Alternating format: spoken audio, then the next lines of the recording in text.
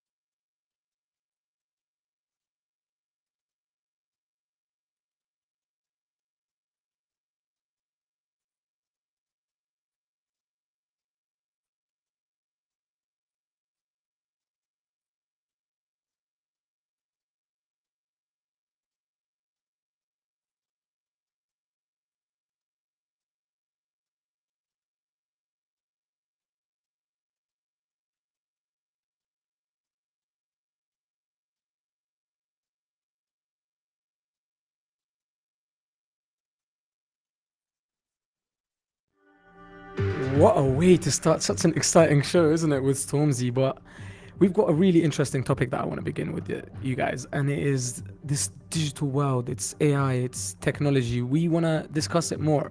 So I'm going to start with you, Alex.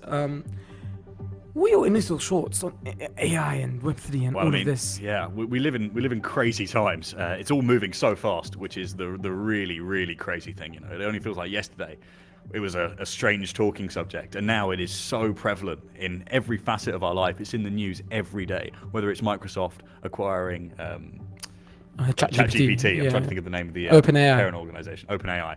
Microsoft acquiring OpenAI, all of the investment coming from all over the place. Google Bard, another one. You know, there's so many popping up left, right, and center. And the incorporation in other technology is incredibly interesting as well. You know, I saw you can get like our producer Sienna mentioned something along the lines of a ChatGPT plugin. Yeah. I need to watch that video. I saw one regarding you could do pickup lines, so dating. But you could, that's going to really change. Put in a the response dating scene. into a software, and it would, you know, reply with a sometimes cheesy but relatively effective pickup line from what I saw. So that's catfishing to the next stage. I was going to say, isn't do you it? think? Imagine if you said that to someone, they go, "I've already heard that." Yeah. Someone already said that. ChatGPT's already said that to me. Stanley, how do you feel about all of this? NFTs, ChatGPT. It is a crazy, insane world, and it all seems a bit like. People go like older people, the older generation, they go, it's just digital. It's all digital. It doesn't matter. But when you really delve into this, and we had the interview, that it really opened a lot. I knew a lot about it anyway, but hearing how much like money you can acquire from these companies and these organizations. It's passive income, isn't it? It is, and it seems like a fantasy, and it's all becoming reality. But it can be confusing. Like Stanley, I'm gonna ask you this. Okay. What is Web3? What is Web3? Well, again, I haven't got a clue. Alex, sure. If I asked you what is Web3, do you have an idea? You know, I hear the term thrown about day to day. I've got a rough idea. You know, I know it's in the same field as you know, the flashy words like the metaverse. Oh yeah. And generative AI and all those things you hear thrown about. But no, a detailed explanation, probably not. Probably not. And I would consider myself much more in the loop than your average person. Especially your average young person. Well, what's really interesting is just the other day I sat down with someone very important when it comes to this industry. His name is Mark Wilson, and he is the founder of a company called Unorthodox, and it is a digital technology company, and they specialize in marketing these digital tokens like NFTs and, you know... there's another term, NFT. NFTs, and helping current brands and, like, you know, popular brands that are already existing jump into that world. But there was a lot of times that I didn't understand and that I had to have him clear up. So what I did is I told him, listen, you've got 60 seconds and I'm going to throw a bunch of terms at you. And he had to explain them to me, and let's see what he had to say. 3, 2, 1, Web3. So Web3 is the evolution of the internet. Metaverse. The metaverse is a virtual world that you can spend time in, meet friends, message. Centralized, then decentralized. Okay, so I mean, centralized currency is, as you'd know, is controlled by the banks and governments. Decentralized currency is purely controlled by the market. The blockchain. The blockchain exists as a network of computers around the world. ChatGPT. The most amazing tool to give literally anyone an advantage to be their best selves. AI. So AI is artificial intelligence. What it stands for is the advancement of human learning. The team at OpenAI, who built the first versions of ChatGPT. They are human, those programmers are human, the developers are human, and they used history and all of the information on the internet to give computers the structure and the ability to build, develop, and essentially learn from that. Right. Well, he had a good attempt at it, didn't he? Like, yeah. Well, he's obviously quite informed on the subject. Of course, He's in that field full time now, I believe. So, you know, it's great to get a fantastic voice like that to come and explain it to us mere mortals who may not understand. I mean, the way he described Web3 there in one sentence just blows my mind. It is the revolution. Yeah. It is though, isn't it? But I don't know. I came out of that interview still not feeling completely convinced, and me and him still spoke a lot after that, but I still wasn't too sure of what it is, where it is at the end of the day.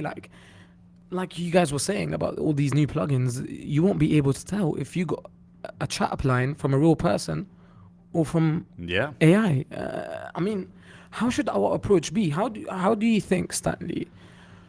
What do you think? What I want to ask is, what do you think will be the way that we figure out what is human and what is AI, in your opinion? I mean, it's going to come to a point where we're going to have to use, and I know this sounds crazy, but we're going to have to use AI to figure out what is AI and what isn't. I think that's what it's going to come to, because everything is becoming this, and they're going to, like we sometimes, you can recognize if this is run by a computer or if it's made by a computer, but there will be a point in the near future, in the next year, maybe even less, in the next week or month, that something will come out that is, you cannot distinguish whether. Well, I mean, ChatGPT is it's almost ridiculous. there. 70% of the time you can't tell Yeah. Yeah, that it was written by a yeah, computer. you can't. Obviously, the other 40% you can. Yeah.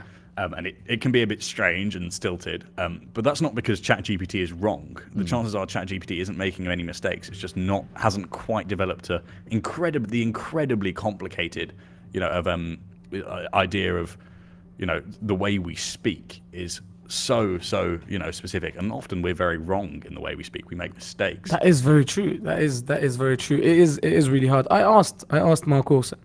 I asked him to explain to me what is AI in his opinion, and more importantly, how we can tell the difference between human and AI. And well, here's what he had to say.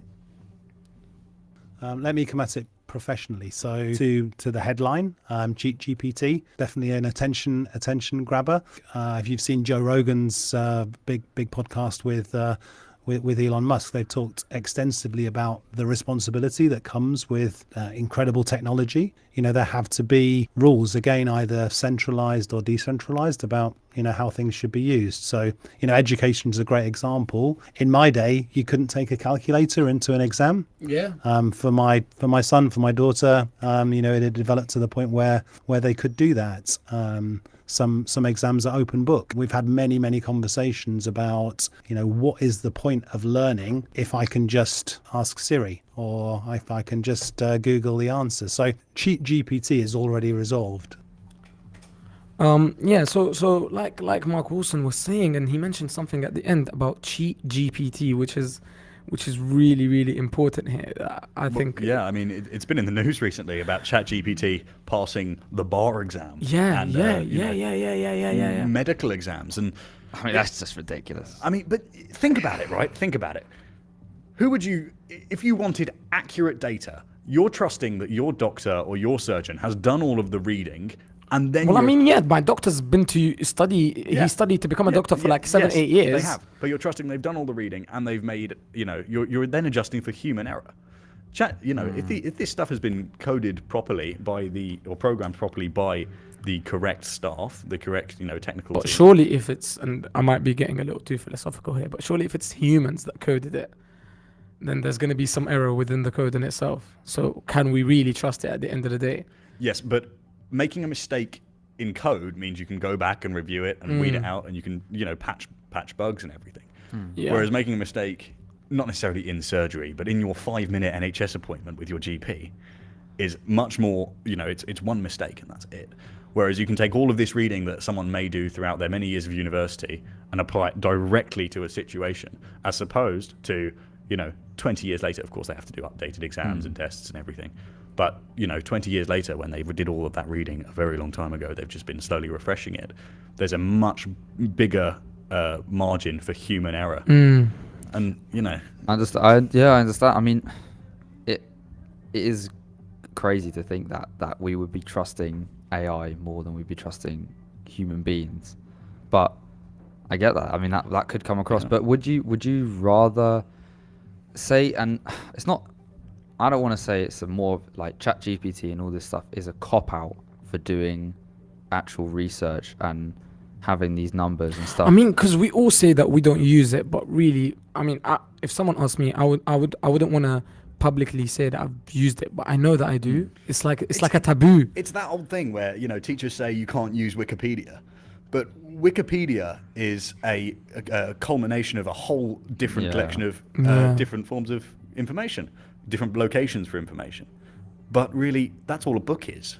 No one suddenly thinks these things up and writes them down. Well, in non-fiction, certainly. No one suddenly thinks these things up. They read and they research and they culminate these things into one product. And that's all ChatGPT is doing. It's skimming the internet. Well, I mean, it's doing some deep diving in some aspects. Yeah, really deep diving. But it's taking all this stuff off the surface and forming it into a nice, logical sentence. And I don't think there's anything you can critique about that. I think it's just a tool that is present and needs to be exploited to its maximum and not feared. Well, agree. it's going to be really interesting to see how we're going to manage to tell the difference between humans, between AI, and between, not just AI, but general technology as well. Like how we're going to figure out what is human, what is AI. It's going to be really fascinating. Speaking of human, Yeah. Speaking of there's a human, segue and a half. There is a segue and a half. Should we play some music? I think it is time to do so. Bring the tunes in, ladies and gentlemen.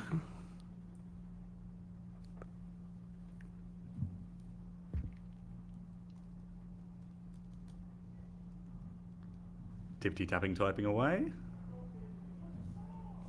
Right. It seems like we're not gonna get any songs for now. So I'm gonna jump. Yeah, let's go. I'm gonna jump to something else that I've got lined up for you, Alex. I'm going to go doing some technical stuff. Humans Oh, yeah. playing. I just don't know why we're not getting any audio. All right, let's talk a bit more They've probably about. just got us queued up. Well, Can you guys hear me? Spiffing.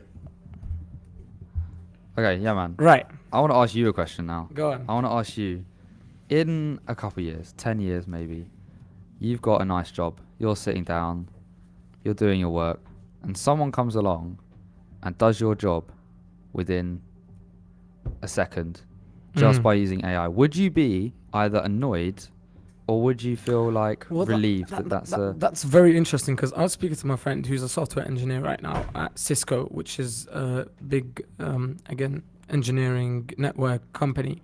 And he says to me that half of my team uses ChatGPT. Oh, wow, They that's quite interesting. use it to code their stuff. They use it to run their code and run their programming, and it's really fascinating. And over there, they're subscribed to the plugin stuff that we were talking about earlier, which is like basically really shortly explained. It's a $20 subscription fee that you pay a month to get access to what is known as GPT-4, which will basically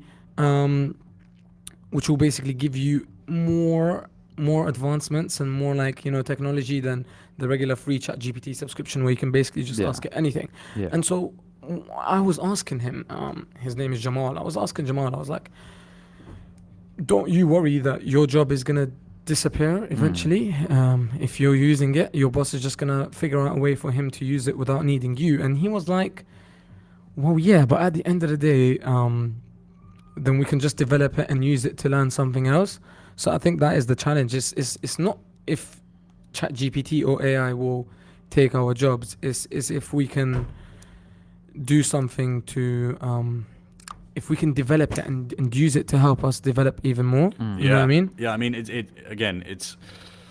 an old thing where we're all stuck in our ways. The saying is the electric light bulb put the whale oil industry out of business, because technology changes. Yeah, well, and people got to move with it. People will always lose their jobs because of new technologies. I mean, is it not better that dangerous factory work that is inevitably dangerous, operating heavy machinery is dangerous, that can be done by machines? And just generative AI and just artificial intelligence in general is the next step towards creating a much safer, albeit less I get active. that, but I also find, would that not, like, say you had like 20 people in your factory working, would you not then have less jobs? So people who you're paying, they would then lose their jobs due to machinery. Would that not be a problem? Because you've got these people who would then be without jobs and this will either have to create more jobs from loading up new software, loading up these like, even like making the robots, but is it either going to create new jobs or is it going to take away jobs? That's what I'm asking. Well, I've got a game for you guys then. Regarding the jobs, I've got a brilliant game for you guys, and it is this video on Wired. Wired is a social media Yeah. network Yeah, I've heard of content that. production page, and they got a bunch of people, 20 people, 20 different jobs. Shout out to Sienna because she sat down and she watched the whole video and got us all the data. And they Producer asked them, Sienna, champ. if they think AI can take their job. They basically tested them against AI on doing their job. So I'm gonna name you guys each job role, and I want you to tell me whether you think AI was able to do their job completely, or whether it was 50-50, or whether it couldn't do it at all. So I'm gonna start with a software engineer. A software engineer, Mm-hmm. or entirely sort of Software engineer, background someone stuff. that writes code and Yeah, I think most work can be done. Not necessarily. Well, I mean, obviously, if we're talking generative AI, they're going to need someone to ask the questions. Yeah. Someone's going to need to develop the idea and think of a problem. The AI isn't just going to invent some all-knowing, brilliant piece of code that can solve any problem. But it might, if it isn't yeah. that already. No, Yeah. so you need someone to ask the questions, which I think is another big role of a software engineer. I mean, I know software engineers, and a lot of it is just copy and pasting other people's code. yeah. It's gonna be Stanley. Yeah. What do you think? I mean, for a software engineer, that would, again, I'd say back to Alex's point, where you're going to have someone there in place to be asking the question. But then the actual writing of code, Yeah, I yeah, think, can be done. but then again, we don't know. In a couple of years, maybe there will be some sort of brain that will just do it for us. All right, and that's create brilliant. I think it's time everything. for us to take a little music break now. So I've got a banger cut lined up for you two, and it is Coldplay with Adventure of a Lifetime. And just after that, we'll be carrying on with more jobs and more tests. Or can't wait for the answers.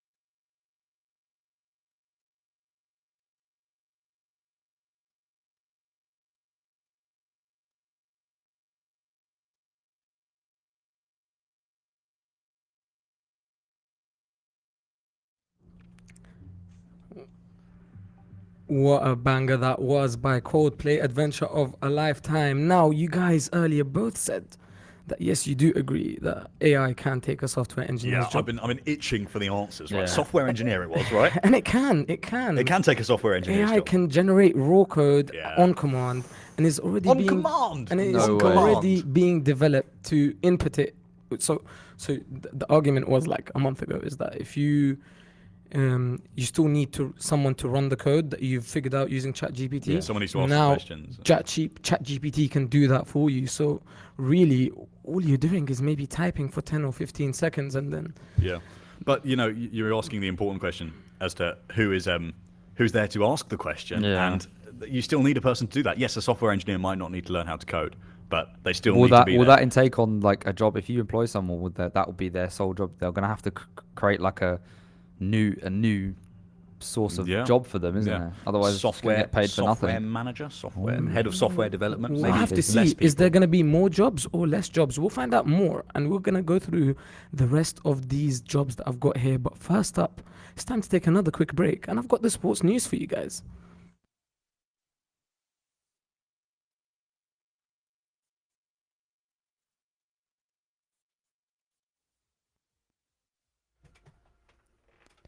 I'm Lucas, and you're in the loop. Tottenham's managing director of football, Fabio Paratici, will have to step away from the role because a FIFA ban on him in Italy has been extended to have an effect worldwide. He's been punished after his former club Juventus were found guilty of false accounting. The Italian side have denied wrongdoing, and they and Paratici have appealed the sanctions. He would have played a big part in Spurs' search for a new manager.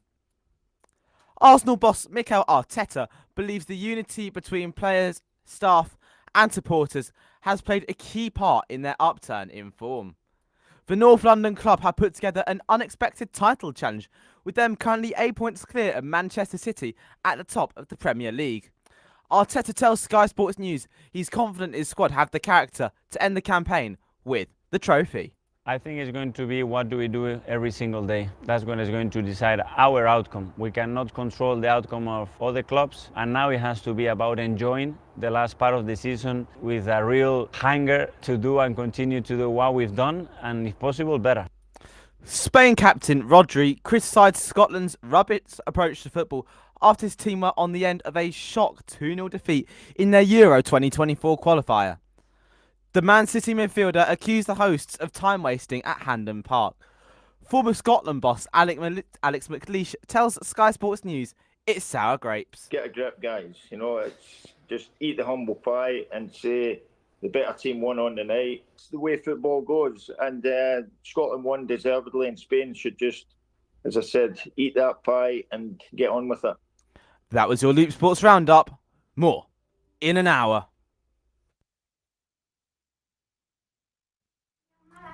So I don't get, why does it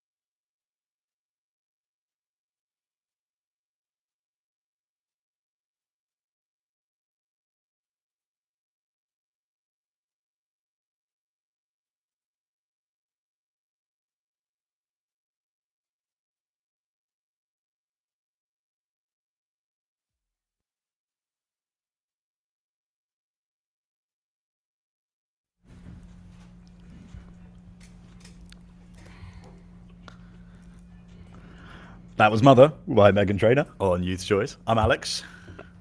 I'm Stanley. And Yaman, and We're we're going in back. that order. Yeah, we I didn't know mean- which order we're going in. I mean, you know what? It's because originally it was like Yaman, Stanley, and Alex. Because I was going backwards on the alphabet. Oh, but I then see. I mean, There was a lot of staring around, a lot of It's- human thinking there. At the, Oh. at And the end of speaking the of day, oh my human god, thinking, human! yeah, That yeah. human error, Alex. Go on, crack your joke. I've been waiting to do this one. You may have heard there was a brief silence earlier, which we quickly repaired as soon as we could. But that was because Human by Rag and Bone Man was supposed to play. But there was an issue. As a matter of fact, there was a human error, which brings us nicely onto ChatGPT. But it wasn't a human error. It was the software. Oh, So no. Alex, Your joke doesn't make any sense. Oh, no. Anyways, We'll go on to the next. anyways, Next topic. let's go back to these jobs because some of these answers are really interesting. I got a couple for you, and then I want to go back to Mark Wilson because he said something about this, and I'm really interested to hear it again here. So I've got a different one now. Doctor, Well, we were talking about this earlier, weren't we? We were, yeah. I mean, a doctor. life or death. that is, I would say no, unless you guys can give me a good solid What example. I want to ask, I want us to be clear. When we say doctor, are we saying heart surgeon, or are we saying Like your check average up, GP just check up. blood Let's, test? for the sake of ease, let's assume we're talking about your GP, right? You've got a bit of an illness. You can't work out what it is. You don't feel very well, but you know what your symptoms are. You're Yep. going to the doctor. You put in a list of symptoms, and I must admit you can do that at the moment Yeah, on I can't remember the name of the website, WebMD. Yep. WebMD? Yep. WebMD. Yep. Where you put in your symptoms, and it normally tells you you've got about 3.5 hours to live. No, sorry, that was a bit. Yeah, symptom checker on WebMD. Yeah, but you can do that already, and a lot of people choose to do that. Obviously, self-diagnosis, which that is. I mean, they would have probably had to, especially around COVID times when you couldn't Yeah, really get an exactly. appointment. But what if it was taking a blood test, for example? Common thing that happens. How could AI do? Could taking robot a do blood that? test is a different thing. That is actually the act of withdrawing blood. Well, That's a isn't that job. not what the doctor Well, no, well, if we're argument would be talking about? GP, I think we're talking, hello, I don't feel very well. This is what's wrong with Okay. me. Please give me a name of what I've got and a prescription. You guys still haven't given me an answer, mate. I'm saying no. You're I don't saying think no? You could. Yes, I think a GP is easily one of the jobs that can be Well, replaced. Alex I have a feeling Alex looked at the answers because he Have I? literally did. That is literally what is happening right now. AI is already being implemented into medical practices to help recognize symptoms and make quick diagnosis. However, Stanley, this one's for you.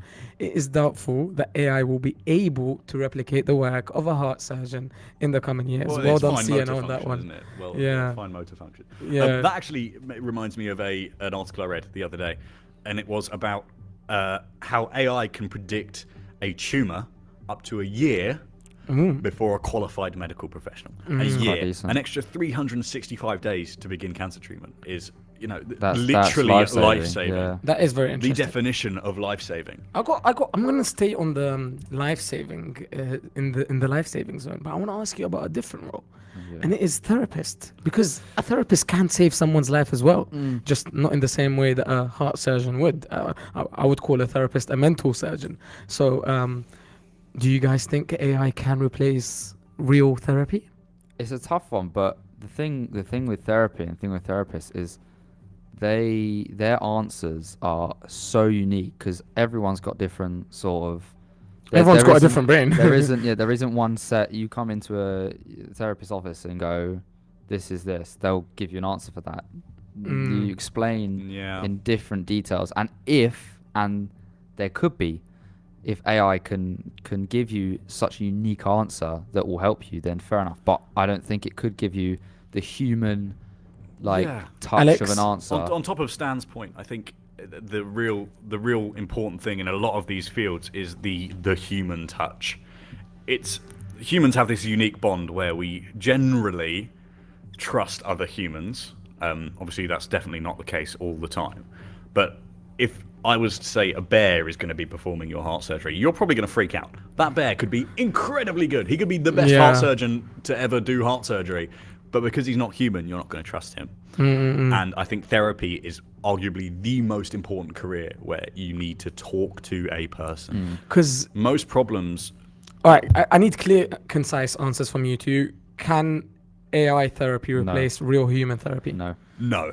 And that is the right answer. Well done, you two therapists. AI generated good information, but it's not actionable. It lacks the detail of a human therapist analyzing body language. You know, when you're speaking to someone, you look at their eyes. Its perception is key. You know, Yeah. and the AI can't do Yeah. that. You know, and I was gonna say not unless it can't. It lacks the human empathy. So, you know, it's gonna be really, really interesting. Mark Wilson spoke to me about whether people's jobs will be taken or not, and he said this really interesting quote. Listen to this. For most people, I would definitely say don't be worried about it. Don't be anxious about it. My favourite phrase at the moment is AI is not going to replace you. AI is not going to take your job, but someone using it will.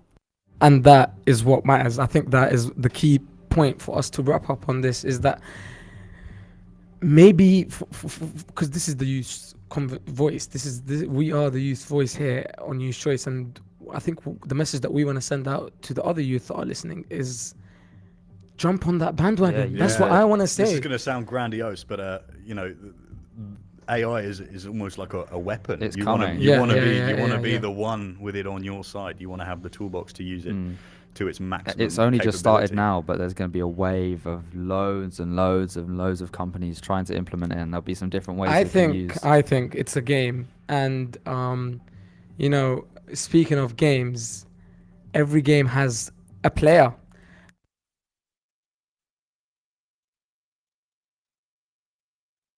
And I think it's only right that I bring this one in. It's Cola Ray with players. And then just after this, we're going to be talking about when people should retire.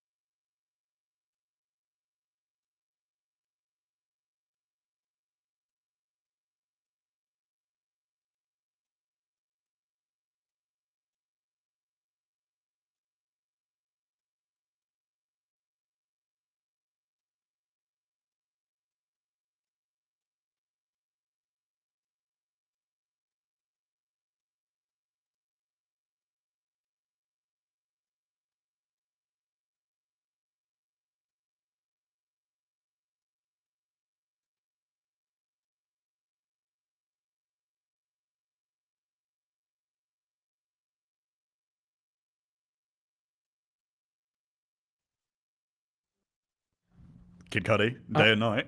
Thought we've mate, got to outro the songs. Stuck in my head day and night, literally. Stanley, help me out here because I am gonna butcher this name. Kazuyoshi Miura. Yeah, so I mean, yeah, it's quite close. But Kazuyoshi also, Miura. you can simply know him as King Kazu. King That's his Kazu. street name. That's nickname. So King King Kazu is 56. He is no. He's 52.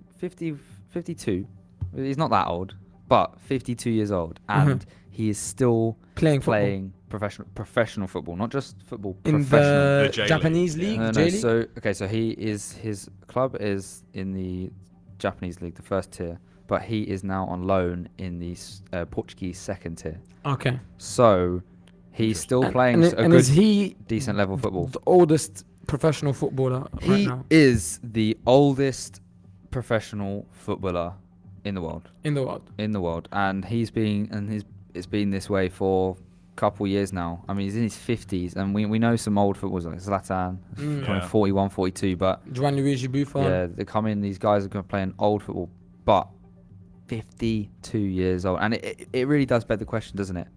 Where, how old is too old? I mean, And not just How in old is sport, it? but in general. Yeah, in like, general. I mean, we started off speaking sport. This guy Miguel Maia, he is a beach volleyball player. He Portuguese, and he's 52, and he's still going. So and that's a tough sport to do as well. how Worrying yourself old about- is too old? The thing with sport is it has almost a very clear expiration date. You get to a point where you can physically no longer do what you need to do. And you can see it. I think it's one of the reasons why Ronaldo had such a bad stint on his return to Man United. Yeah, I he mean- just couldn't do the things that he could do before. Well, I mean, the average footballer, and obviously there's going to be some what's it called? Exceptions. Exceptions. Sorry, I can't get my words out. Obsections. Oh, God. You know what? Obsections. Forget it. Oh man. 35 years of age is the average years that a footballer retires at. Which is pretty young That is for young. regular Incredibly retirement. I mean, the But age you of have- retirement in the UK is 64 right now. You have to think about these guys are playing day in and day out. I mean, imagine Jude Bellingham. We'll give him as an example. He is 19 years of age as of now. He's been playing football since he was 17, right at the start of his career. He's played over 100 games for Dortmund already, and has already got his shirt number retired at his club Yeah. city. Yeah, Birmingham City. I mean, think the age of retirement in sport is particularly strange. When I think I've got a brother who's 35, I'm 18.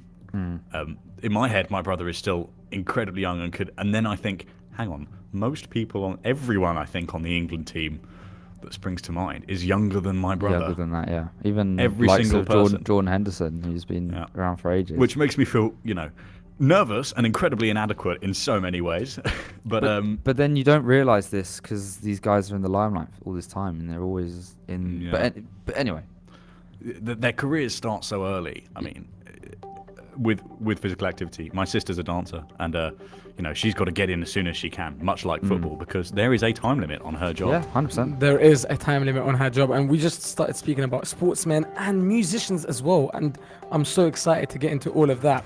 But this next artist I've got for you guys is Dave, and he talks about in this song how he does not want to retire at 71. I mean, it's really interesting. Just after this, we'll be discussing retirement and when we should all retire. You guys are listening to Youth Choice Voice. Leading the youth's conversation. This is Youth Choice Voice.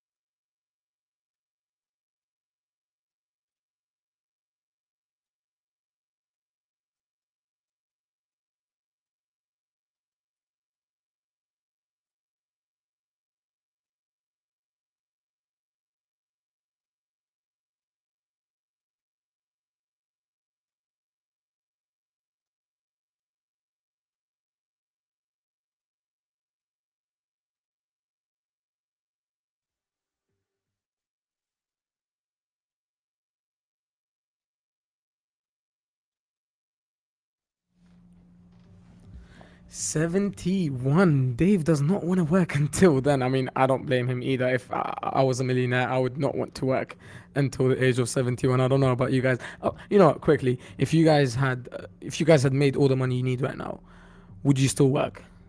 I mean, if I suddenly won the lottery, I'd have to work because I get so bored. I know what I'd do. I'd sit at home, and I mean, work for me in some ways is not necessarily work. It's occupying my time with a means that pays me. I enjoy most of the work I do on the basis that it's just work. I'm getting paid to do something, and there is nothing I enjoy less than doing nothing. And I'm going to use my granddad as an example here. He's 79 now, and he's tried to retire a handful of times now, but he's not a hobby man. Some people just don't have hobbies. He tried fly fishing, but he didn't like that because the water was getting too cold. And then he tried. He finished all the war documentaries I think that were ever made, so he had to come out of retirement for that. And he's trying again, but he doesn't play golf. He doesn't do airfix or anything like that. So work for him is what keeps him sane. He has time to do what he wants to do, but a lot of the time he wouldn't because there's a lot of time. Yeah. Can I bring my granddad into this as well? And after you, I'm going to bring my granddad into we'll all this. speak about. But yeah, mine is exactly the same. I mean, he retired quite a while ago, but he couldn't just sit around. He has to do things. So he now is the treasurer for a dogs trust, well, the dogs trust. The dogs trust. The dogs trust. The dogs trust. The dogs trust. Okay. So I think he's the treasurer or the something. He runs a lot of the paperwork and stuff, but he just enjoys doing that, and he doesn't get paid for it. He doesn't get paid at all. That's really good. He does it, and he also at my local hairdressers. He does all their banking work for them, so all of their paperwork, all their money, financial stuff. He gets free haircuts, so I guess he gets something out of it. And your granddad is how old, son? And he is 75, I think. Wow, how old is your granddad? 79. 79, yeah, and they're still going. Like it's not a surprise. My granddad, well, I say he's my granddad. He's my great uncle, but he lives in Germany. And in Germany, again, the age of retirement is very similar to ours. Is 62. He hit the age of 62, and he had to retire. He was working at Mercedes. He was a supervisor in one of their factories. And he just sat at home, and I remember because I visited him during that period, and he told me, yeah man, I hate my life. Like, I've been working since I was 17, I'm 62 now, and I just don't know what to do. Because you literally wouldn't know. You would be working for 40 years and you would have been used to such a routine that you just can't go back to that regular life, you know what I mean? So now, because he loves cars so much, he drives the local school bus, and the kids love it because it's the only school bus in town that is a Mercedes. because the Mercedes factory that he used to work at love him so much, so they gave him a school bus very cool. so he can keep working, because he couldn't just work for them, and he always comes and checks them out. And you know, it's really nice to see. It's really nice to see that people still want to work. I spoke to Mark Wilson, who is when I was speaking to Mark Wilson, I asked him when he considers the finish line is for him, as in like when does he plan to retire, and he had a really interesting answer. There is no hard line for me. I just, I love learning, I love work, I love people, I love building stuff, I love creating stuff. So whilst I'm doing that and whilst I'm having fun, then I'm doing my best. I'm working hard. I'm enjoying myself. I've got responsibilities right now in kids and mortgage and all of that good stuff, as a lot of people my age have. But that changes, as your kids grow up and go off to uni and go off to work. I mean, that's what will make me happy, seeing them do what they love, being successful at it and giving it their best shot, But I don't see myself sitting on a beach doing nothing anytime soon. As much as that sounds like a great story, I'll be bored in a minute.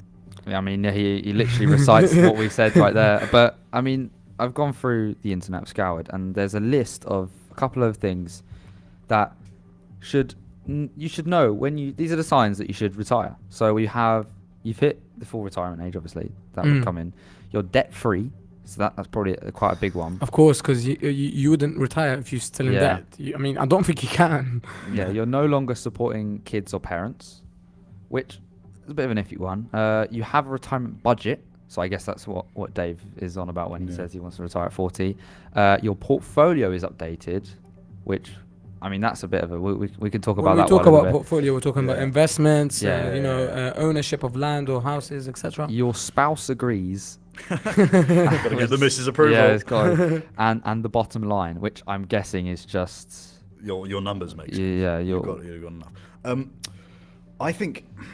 It doesn't mention anything of hobbies or anything like that. Yeah, my dad is older than a lot of parents.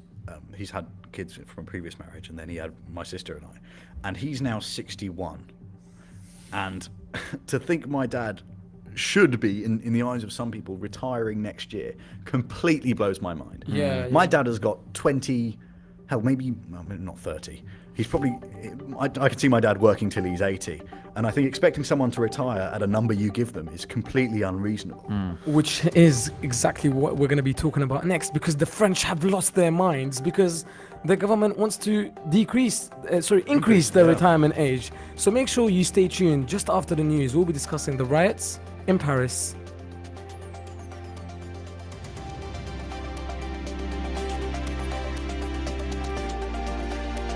Leading the youth's conversation. This is Youth's Choice Voice.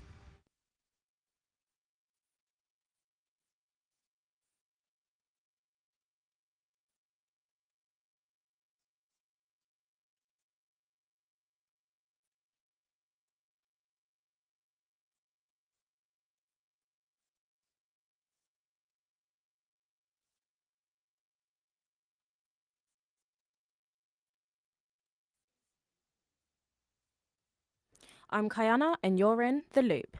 Sir Elton John, Russell T Davies, and the Queen Consort are among these praying for Paul O'Grady. Camilla says she's deeply saddened, while the creator of Queer as Folk called him ferocious in the fight against AIDS. The TV presenter and drag star died unexpectedly overnight at the age of 67. He's been praised in Parliament too. Labourers Chris Bryant recognised his campaigning work. Isn't it time we in this country celebrated our naughty, hilarious drag queens and comics of every kind who inspire us to be a better and more generous nation? The King and Queen Consort have arrived in Germany for the start of their first state visit. Charles and Camilla's plane were escorted by 2 Typhoon jets for a period before touching down in Berlin, where they were greeted by a 21-gun salute.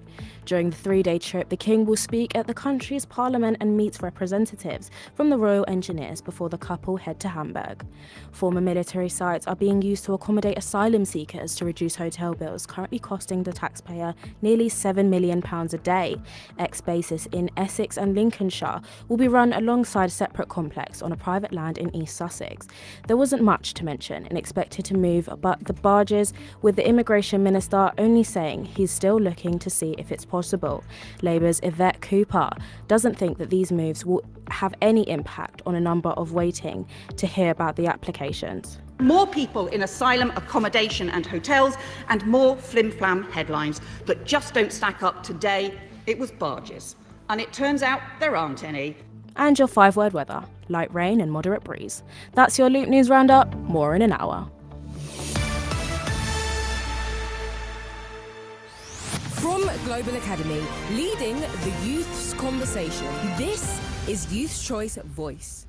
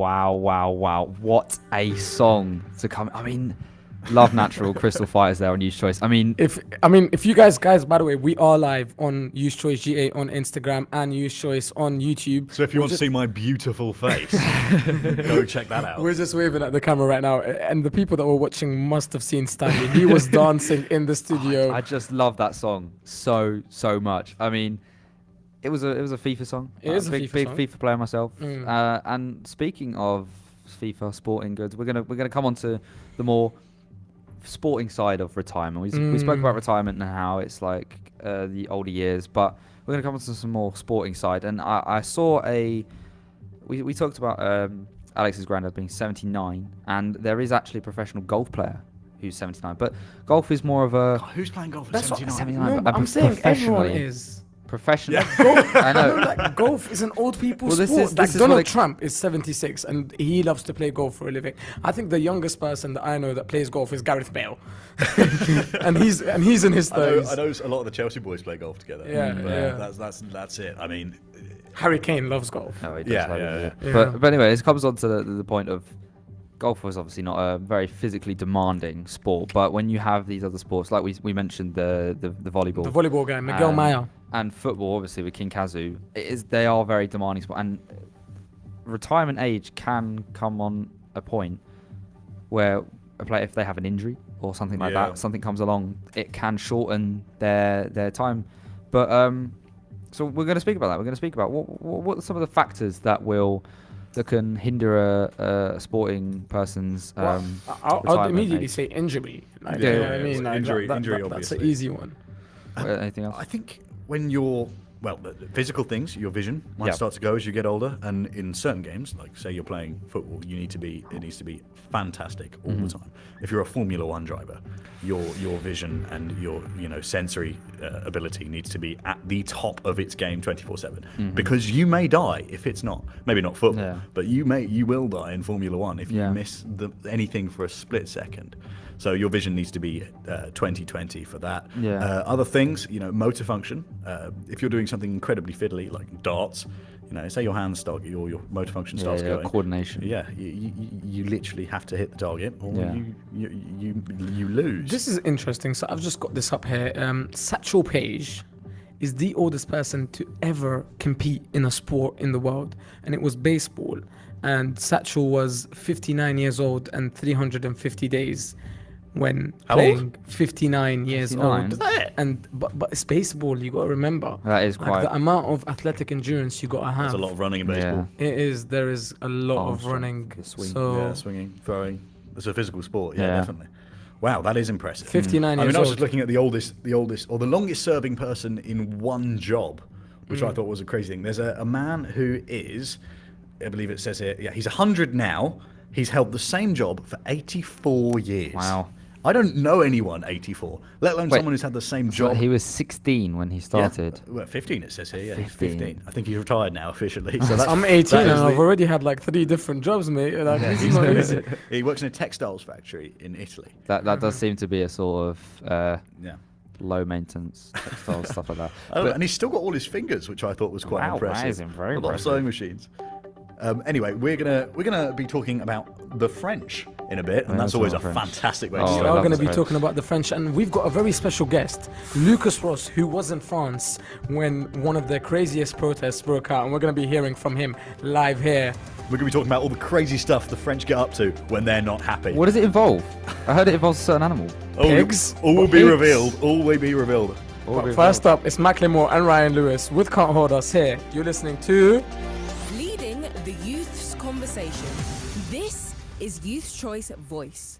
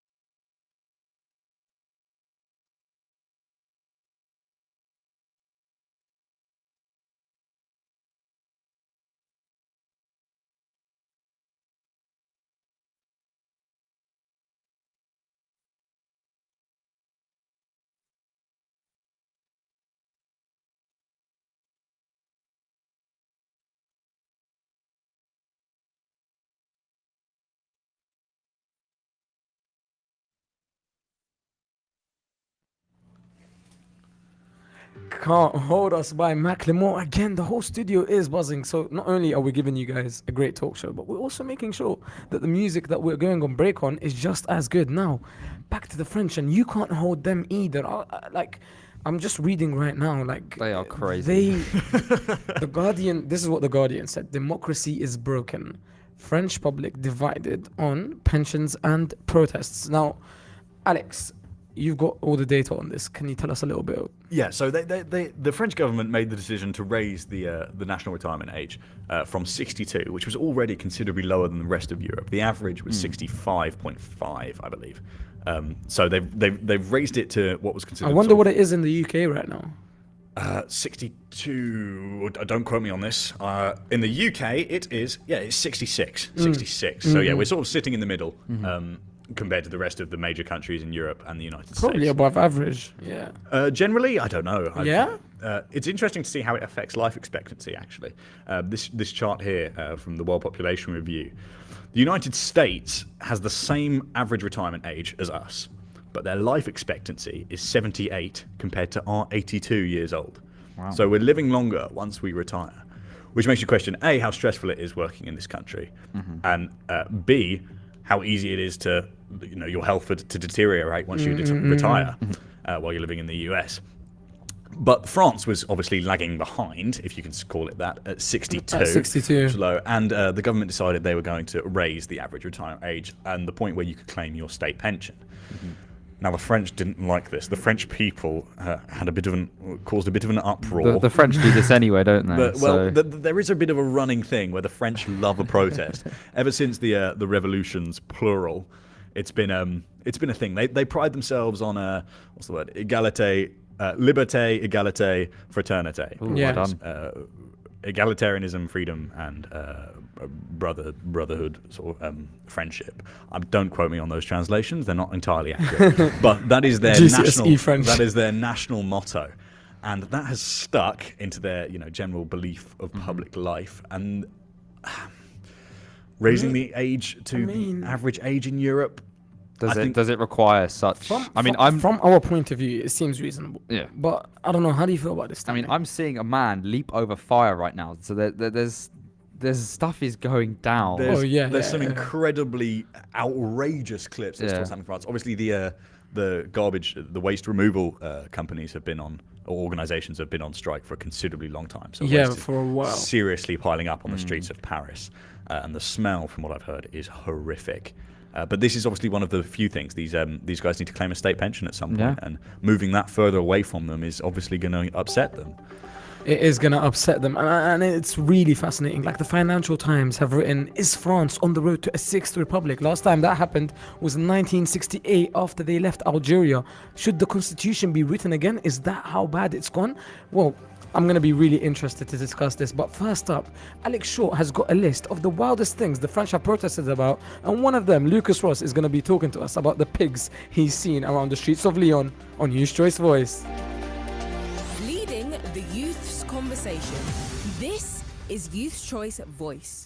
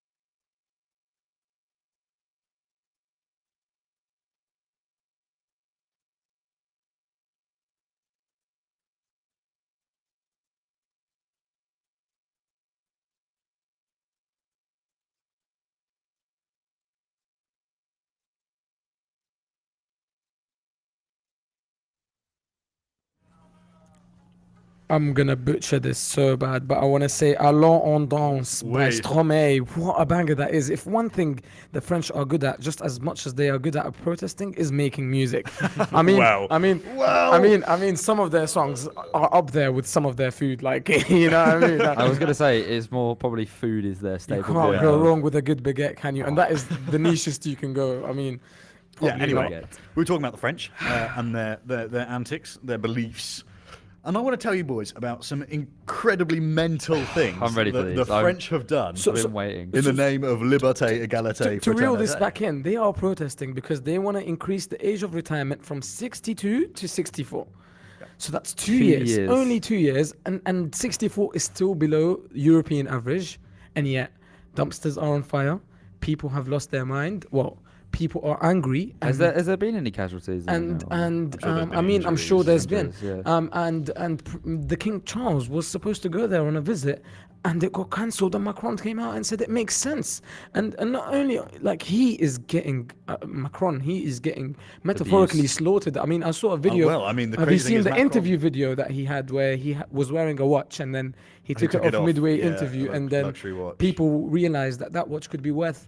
It is worth, the one that he was wearing apparently is worth 2.5k, but different models of it could reach up to 80,000 euros, and people are just like, the whole country's gone wild, and you're here wearing such an expensive watch. It's like, Yeah, I mean, you question that, but there is still strong support for Macron in Very strong the French support. government. I mean, he just survived a vote of no confidence, Mm. which means he will remain as prime minister for the in his next cabinet. about Yeah, 18 months. yeah. I mean, it's really interesting. I do wonder if there were some casualties, but we'll get to that later.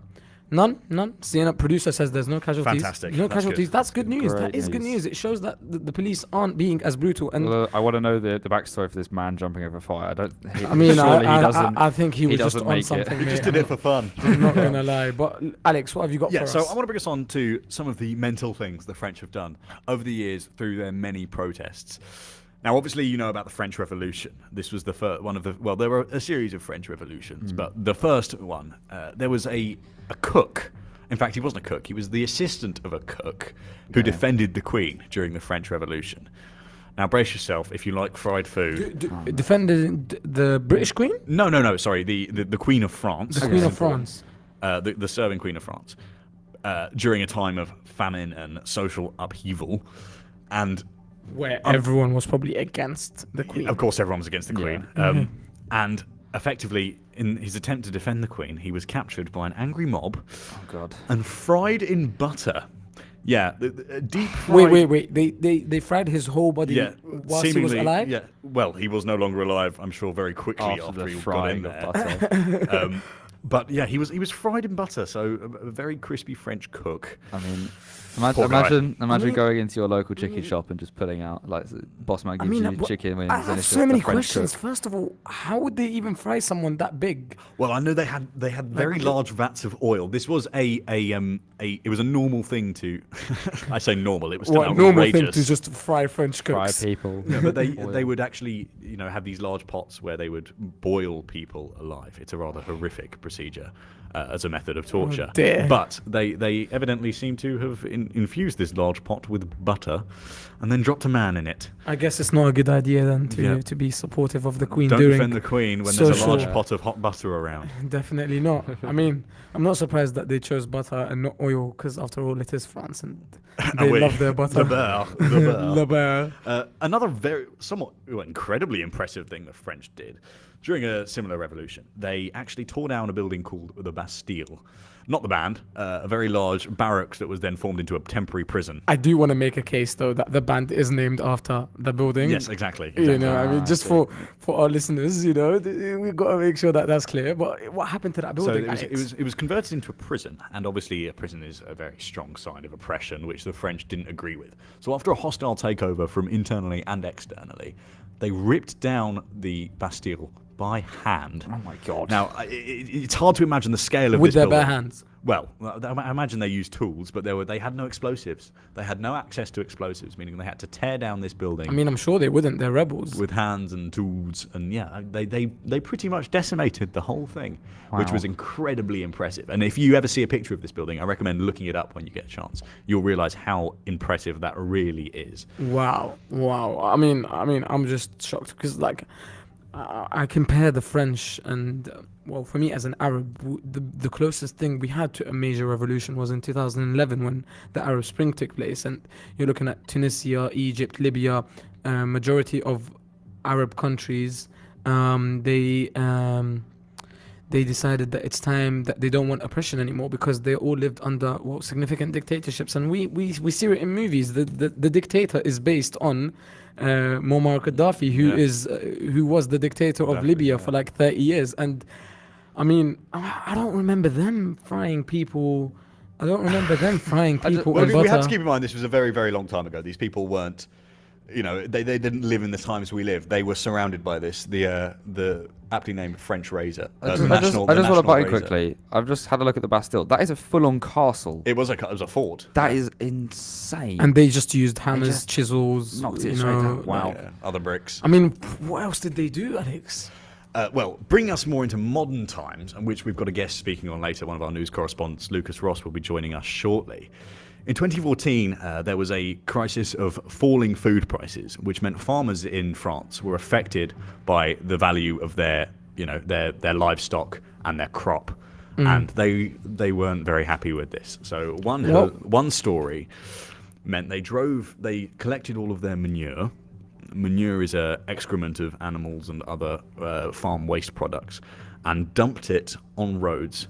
100 tons. 100 tons of manure. 100 tons. You're talking animal poo just spread across the street. Wow. Feces dumped across roads. I walk down Hyde Park and I see the horses, the police horses, pats, and they drop that and I get disgusted. Imagine the whole A40 being just covered in manure. I know it's a horrific image, but it worked. They did offer what's the word? Retribution for the lowered food prices. But they also did something else very interesting, and I'm going to bring in Lucas, who was actually there when it happened. So yeah, we're gonna. So Lucas Ross, I think Lucas is with us now. Lucas, are you there? Indeed, I am. Hello, Lucas. How are you doing? Hello, yeah, man. I'm good. How are you, my boy? Yeah, it's good to hear from you. Now, Lucas, Stanley and Alex say hi as well. Right, fellas. And Alex was telling me that you mentioned that you were in France. You were specifically in Lyon when the farmers decided it's time for a little agricultural revolution. Tell us about it, Lucas. Correct. I was driving to the south of France for my family. I was 10 years of age at the time. And I literally remember as if it was yesterday, in the back of my dad's car, we were stuck outside the hotel for about 2-3 hours just because, as he said, dung had been sploon all across the road next to where we were staying. And then I found out from my mum the following morning that the French were going bananas and running their pigs through French supermarkets. Yeah. So the story here is another fantastic one that I found on Sky News. It says that there was a picture of piglets. They weren't full-size. Well, there was a handful of full-size pigs, but the piglets were huddled together in an aisle, and protesters put them there in the meat section of a supermarket in Rennes, in France, in February, to basically protest against the drop of food prices. But can you imagine? You've gone to get your breakfast. You've gone to get what do French people enjoy? Well, you've gone to get your meat. You've gone to go to the butchers. You've gone to the butchers, and then why is my meat? They do enjoy their butter, sometimes a bit too much. Yes. No, you've gone to get your breakfast, your continental breakfast, whatever continental people enjoy in the morning, and salami, cheese. You're seeing little pigs running around. That might put you off. You go, why is my food running around the shop? Well, so Lucas, was your trip interrupted in any other way? Obviously, you were going to the south of France. I'm sure it was relatively calm down there due to the lack of agriculture in the south. So was the rest of your trip inhibited, or your enjoyment damaged in any way while you were down there? Was my enjoyment damaged in any way other than having to sit in my dad's car for about 3 hours on the way to the hotel Not really. Also, funny enough, just fresh in, I just had a message from my dad saying that they not only did they run their pigs through supermarkets, they also abandoned their cows in the supermarkets. Oh, wow. Beef Matt and- Ross beef here, and live pork. on Use Choice Voice. Shout out to everyone that is listening to us right now. Lucas, I want to ask you one last question. Go on. Hit I me. mean, this is a bit more serious. You were 10. You must have felt scared. I mean, especially not having lived there. I don't think you're fluent in French, at least not when you were 10. I know Lucas can speak a bit of German, but I mean, yeah, you must have felt scared, Lucas. No français, no français. I do not speak any French. Parlez-vous français? Evidently. Parlez-vous français? No, I do not speak any French, and it's safe to say I was clueless. I did not know what was going on. I think it must have been a bit of a tactic from my mum to not tell me what was happening, just that I wasn't scared out of my eyeballs. Well, And- I'm sure it's what any mother would want to do to protect their child. Exactly. I found out the next morning, and to be honest with you, I just laughed as Wow. a 10-year-old would. Thank you so much, Lucas. It's been a It pleasure has to been a have you on pleasure. air. Thanks for having me. Thanks for having me. I mean, it's such a fascinating story, and we've got half an hour left to go of this show, but we've got much more to talk about, as we were discussing earlier, ChatGPT, retirement, and the protests in France. But next up, I've got a banger for you. We're going to go on a little break, but you guys are going to enjoy this one. It's Ed Sheeran, Rudimental. Is it the rudimental? It I is really like this Bloodstream, the remix. It's the rudimental Make version. sure you stay tuned, guys. Leading the youth's conversation. This is Youth's Choice Voice.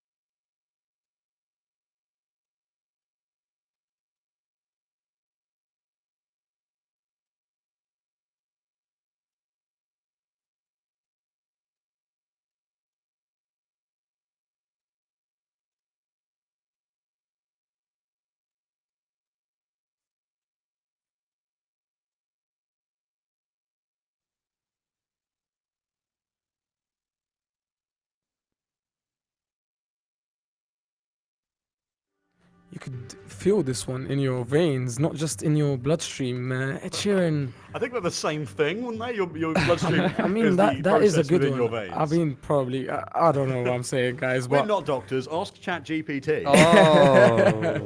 oh, mate, we're nearly done with the show. Just less than half an hour left, and it is time for our weekly feature in the show. That's right. Every time you're listening to Use Choice Voice from 2 till 4 p.m. at 3:30, make sure you are here because we're going to be discussing what's in today's paper. I would just like to clarify that was not medical advice. That was a joke. Yeah. Do not ask ChatGPT. Just not medical advice. warning for anyone watching: do not ask ChatGPT. I mean, WebMD, check your symptoms, but make sure you check with the GP first, especially for the younger one listening. Now, Just Stop Oil. Does that ring a bell, guys? Yeah, a large organisation gathering momentum in the UK. They've been a bit quiet recently. They have been. They said they were going to take a break when they waited on a response. And I mean, Sadiq Khan, Mayor of London, has been.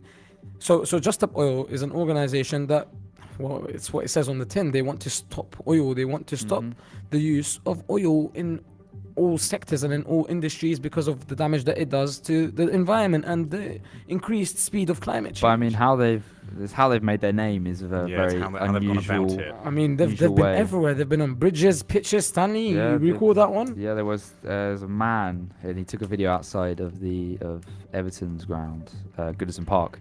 He's like, I'm going to disrupt a football match, and he did. It's so funny because he said he was gonna do something, and guess what, guys? He did it. Wow. What a surprise! He zip tied himself to one of the goalposts. goalposts, and there was multiple people who tried it from Just Stop Oil, but he was the only one that He was managed to get successful, and himself around. and it halted the game for a Yeah, good it was delayed, 10, wasn't it? 15 Yeah. minutes. Yeah, give them a bit of publicity. But then that's what they've done, haven't they? They've started to Yeah, vandalize. You could say vandalize because it is vandalism. What they do. To our listeners who may some not have, people might not consider it vandalism. yeah, just to our listeners who might not have heard of that story, they are the people also responsible for blocking up motorways. They'll sit down and glue their hands to an exit or a slip road of a motorway. I mean, and all sorts of anywhere they can make a statement regarding their cause, they're there. Like, I remember one time I was in central London, just gone off the London Eye, and I walked down, and just by that same road is the Shell headquarters. Shell is, of course, a big gas company here in the UK, and they had blocked up the entrance, so no workers, no staff members could go in or out by the protesters gluing themselves, and police couldn't remove them. They had to call fire brigade. It was really hectic, and now, which is why we're talking about it, because it is in the paper now, it seems like this behavior is impacting our economy. The headline is Just Stop Oil's Pears Bridge demo has cost traders, and so from what I've skimmed in this story, it's discussing when Just Stop Oil protesters scaled the Queen Elizabeth II's bridge, and this was I think last week, and it seems like it's had an impact on the economy. Yeah, I mean, the traders were not able to. Sorry, correction. This was when in October last year.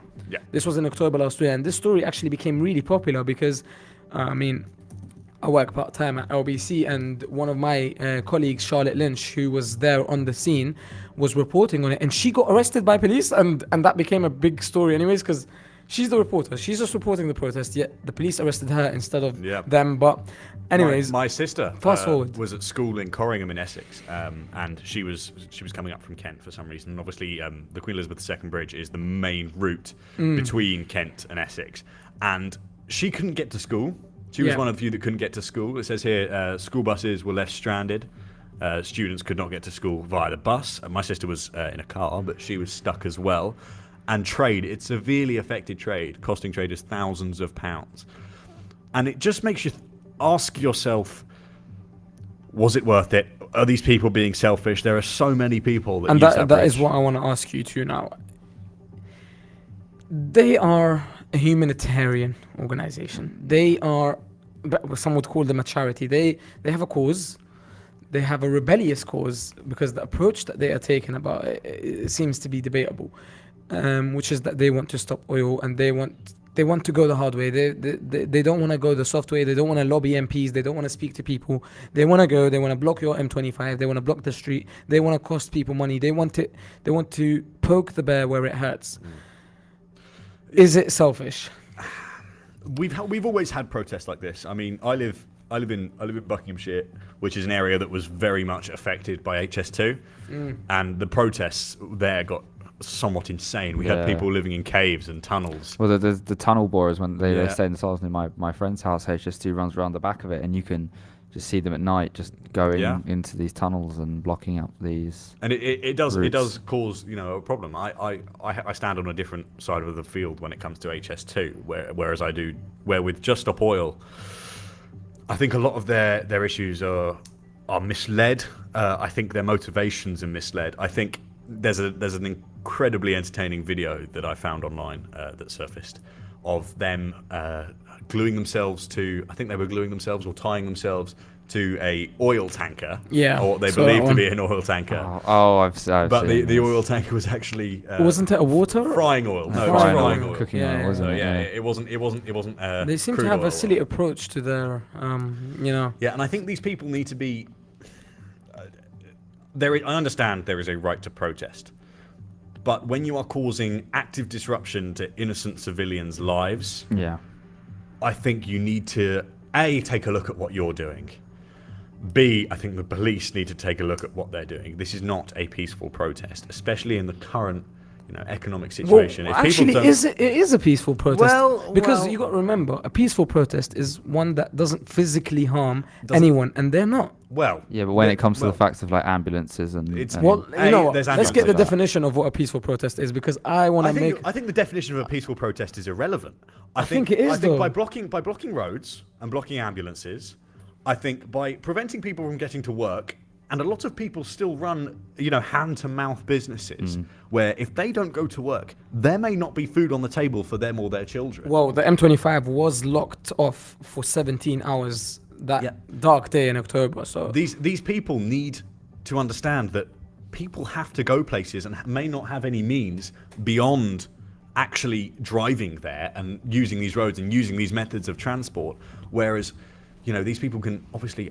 Firstly, I don't understand how these people have time to go out and protest in the middle of the week it's on a probably Tuesday. their only cause. Like they've got nothing else to do. well, other it's just- than I just wanna making sure drop in, that there's 'cause no oil. It's just not the protest they're doing. It's also some of them are like, have you seen them throwing paint onto walls of like buildings and stuff? It's like that's vandalism. That's a crime. That's a crime. That's not even a civil offence. That is a crime. That And people they've seen them. They've thrown them on paintings because of some of the artists maybe linked to oil in whatever way. But when it comes down to that, and the protesting is bad enough, but that is a crime. Yeah, that is not actively allowed. illegal. You cannot do that. And And this they, is, they get away with it the because line it's a between- protest. The line between yeah, this is what I'm saying. You slap the word protest on anything, and suddenly it's all right. It's or fine, you wear a yeah. high vis when you do it, and it goes from being, if they wore a It goes from balaclava, illegal to if they wore a justice. balaclava and proceeded to chuck, Yeah. take the French for example, put manure on the road, Yeah, it yeah. would be a crime. Yeah, you do yeah. it in a high vis, it's a protest. Yeah. So this line is incredibly blurry and needs clarifying by Just Stop Oil and the police. I think something needs to be done in general about oil and the fact that climate change is serious. Undeniably. And I understand where an organization like Just Stop Oil would be coming from, but I do think their approach is incorrect. Like we just Sienna got up the definition of what a peaceful protest is, and it would be an activity or a situation that does not involve war, but at the same time you're publicly showing or saying that you object to something. I think then they're not. So yeah, look, here it is. Peaceful protest is an umbrella term for some of the tactics used to achieve social change. These include non-violent direct action, protest marches, creative performance, symbolic action, and some forms of civil disobedience. So maybe not legal, maybe we could call it civil disobedience and civil resistance. Okay, civil disobedience and preventing someone from receiving an ambulance, It's not the same preventing thing. ambulances from going about their business is the obstruction of similar to the obstruction of justice. I don't know what the term is for medical situations, but obstructing that is endangering someone's life, reckless endangerment. That is. I mean, so. Regardless of your motivation, you are objectively doing that, which then makes your protest not peaceful because someone is in danger. Yeah, because of you. It's ridiculous. It's ridiculous. Stay tuned because I've got airplanes coming up next, but straight after this, we're going to be discussing this new NHS gaming addicted gaming addict clinic that treats hundreds of teens. So we're going to be looking at that and seeing if that is the way to go. Is gaming gone that far? Yeah, so stay tuned. Make sure you check that out. And I'm a gamer. Let's see what happens when Maybe we need to refer Alex to this. We have an clinic. example in the studio. Yeah. Okay. Ouch, guys. Anyway, we need to see. We need to see if a clinic is the way to go. should the NHS be spending their money on that as well? Yeah, it's a bit of a. Well, we're going to discuss it. Is it their money or is it our money? Because, because Stay it tuned is and the find out. taxpayers' money. But that is going to be just after this, because I've got Airplanes by Hayley Williams featuring B.O.B. Or is it B.O.B. featuring Hayley Williams? You're listening to Youth Choice. This is Yaman, Stania and Alex. 15 minutes till the top of the hour. And straight after this, we'll be talking about NHS gaming clinics and if it's the way to heal the addiction of many young teens. Leading the youth's conversation. This is Youth Choice Voice.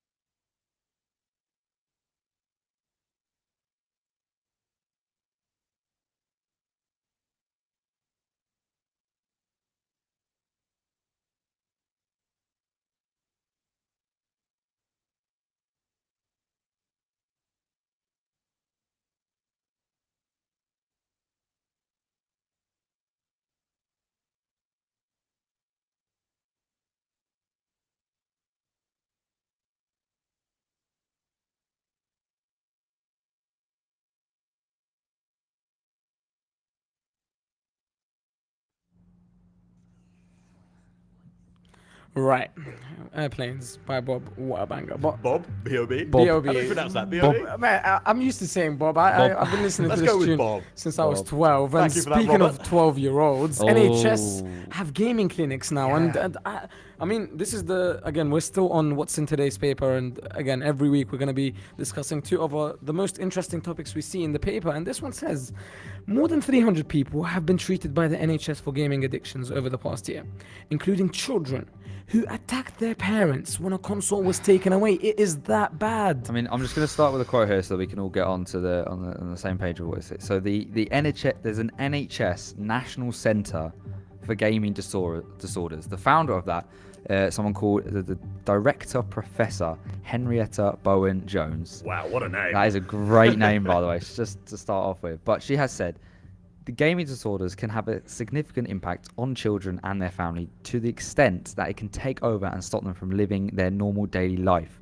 From avoiding work or school, engaging in violence to family breakdowns, the harms to those suffering can be significant, but there is help from the NHS for those who need it. So first of all, it's sad to see that it's come to this, but also it's good that there's now this centre where people can go to. I mean, it's not a lot. I mean, for me, I don't consider it a lot. Again, seeing our producer's been hard at work. She's saying here, data revealed for the first time, this was yesterday, that shows 745 people have been referred for treatment at the UK's only gaming clinic since it opened in 2019. So I'm guessing there's just one clinic that is officially open. But again, like Stanley said, for there to be a specific clinic just for gaming addicts, that shows that there's some progress in terms of dealing with matters like this. What do you think, Alex? I think we have to put that everything is important in perspective. Okay, gaming is absolutely huge. According to explodingtopics.com, there are 3.09 billion active gamers. Just under half the world's population currently play video games on a regular basis. That is. Let that sink in. Wait. Can you repeat that, please? Just so I can figure the number again. So Exploding Topics found that 3.09 billion people play games on a regular basis. Video games. What does regular basis? Are we saying like twice or 2 to 3 times a week? I haven't got the exact numbers, but I think it's more than once a week. Okay. So multiple times a week.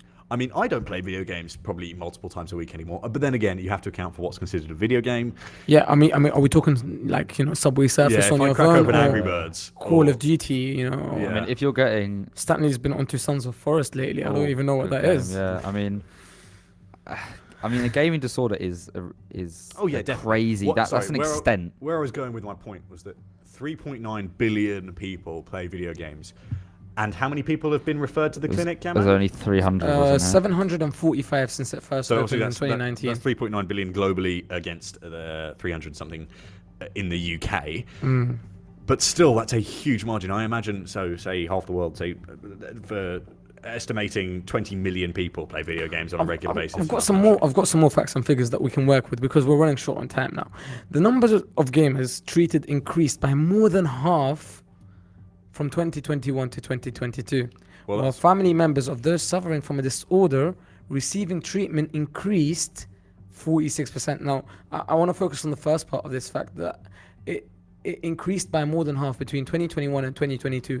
And coincidentally, what also happened to be happening between 2021 and 2022 is COVID lockdown. I mean, I can say for myself, the first 2 weeks, March the 15th, I mean, that was 2020, but mate, me and my friends were on Call of Duty till 4 a.m. in the morning, and Fortnite Battle Royale, we were going ham, and I think we all were. I think it's the only industry that profited.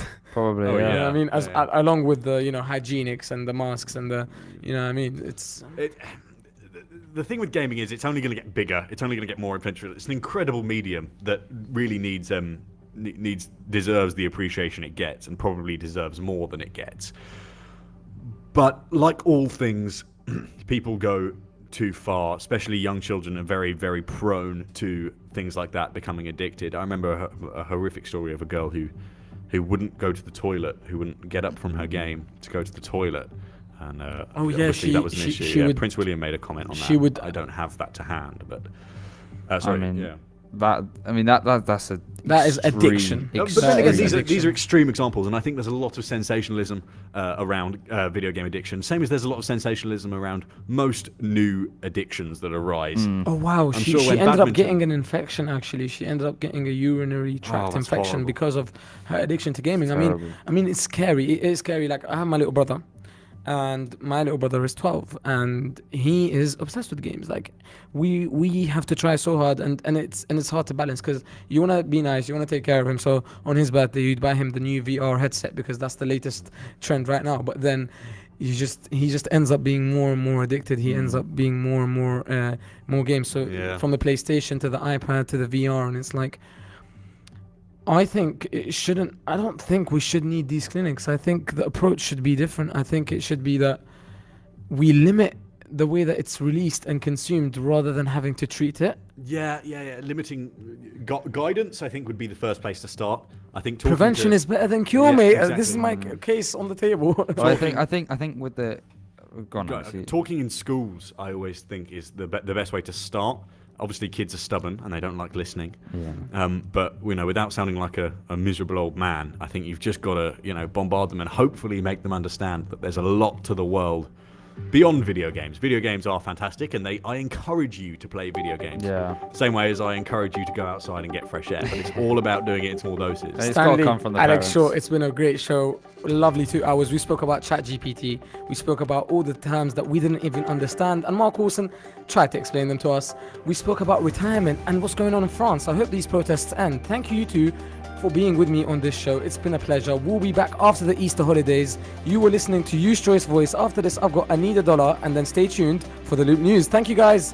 Thank you, Yaman. Leading the youth's conversation. This is Youth Choice Voice.